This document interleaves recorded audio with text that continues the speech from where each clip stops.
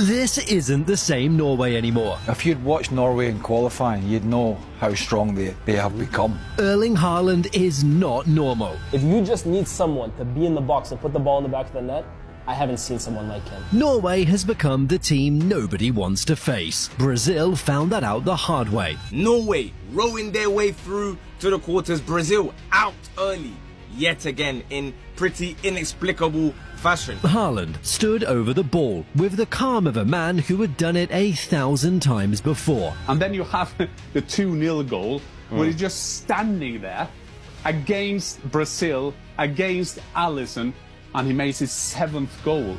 One touch, one unstoppable finish. He came on. Haaland, he wants another one. He's got another one. How about that? Extraordinary.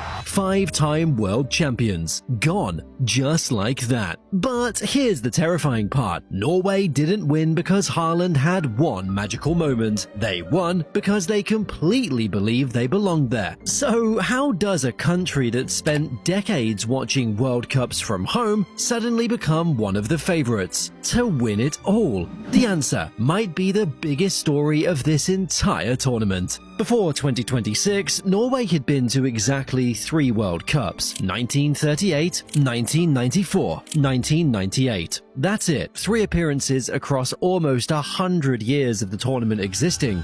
This is a big thing for us because it's been a whole generation, or maybe 2 generations since we were at the World Cup. And out of all 3, the only thing anyone really remembers is one night in 1998 when Norway beat Brazil 2-1 in the group stage before Italy knocked them out in the round of 16. After that, nothing. 28 years without qualifying for a single major tournament. Not a World Cup, not a Euros, nothing. And it wasn't because Norway stopped producing good players, they had plenty. They just never got the stage to show it, tournament after tournament passing them by, while the rest of Europe moved on without them. Then, qualifying for 2026 happened, and it didn't look like anything the Norway everyone remembered. They won every single game. 8 qualifiers, 8 wins, 37 goals scored, only 5 conceded. Engage the brain. Norway won 8 out of 8. Yep. Right. Comfortably.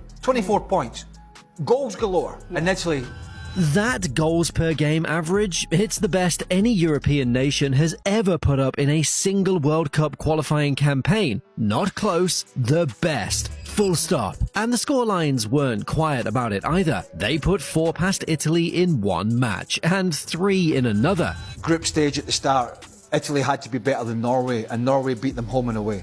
It's as simple as that. They hung 11 goals on Moldova in a single game. People started paying attention, and once they looked closer, one name kept showing up over and over. Haaland scored 16 goals in those 8 qualifying games, matching Robert Lewandowski's European qualifying record from 2018. But here's the thing, a lot of people still weren't convinced. The doubt was everywhere. Italy, sure, but Italy had problems of their own. Moldova? Come on, that's not a real test. The assumption was simple. Norway looked unstoppable against sides that were either declining or just outmatched, and nobody actually knew what would happen once the game started to matter, because waiting for them in the group stage was France, Senegal, and Iraq, a group that could expose everything if the qualifying form turned out to be a mirage. This was the moment everyone said would tell the real story. It didn't take long to get an answer. Norway opened with Iraq and won 4-1, and Haaland scored twice, one of them a tap-in. But for him to be scoring those goals and the movement he did for the first one, the cross from Wolfer,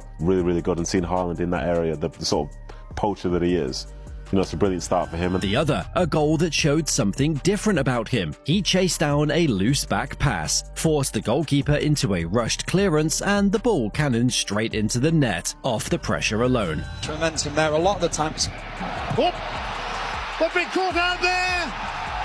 But I like the fact that he was on the front foot trying to stop the goalkeeper from having comfort in terms of the back passes. That's not a poacher goal. That's a guy refusing to switch off for even 1 second of a match. Norway were already winning. Then came Senegal, 3-2. Another brace from Haaland. And this one told you more about the team than him. Norway broke forward. Ødegaard held the ball just long enough, then slipped it through at exactly the right moment. And Haaland finished first time. And immediately, Norway just break through, 4-on-2, you just see 4 Vikings going through on goal, and it was just easy for Ødegaard to find Haaland. Koulibaly could not get to it, and a fabulous finish from Haaland. Obviously, Edouard Mendy gets a hand to it, but once again, the guy is just an absolute freak, Erling Braut Haaland. He's a freak. What can you do? That's a partnership working in real time, not a striker feeding off scraps. Then something strange happened. Against France, with qualification already locked up, Solbakken made 10 changes. 10! What? Surprisingly and weirdly, I think, as well, changed 10 players and played very much the B team. People criticized it hard at the time, said it looked like a team settling for second place instead of fighting for top spot. To make 10 changes, I think, is absolutely ridiculous. In a competitive tournament like the World Cup,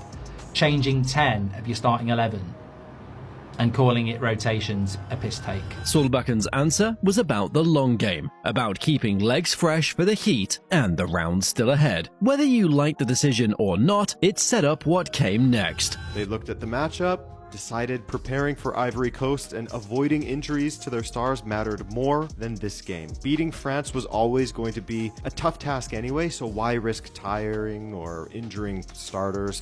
Rest them now.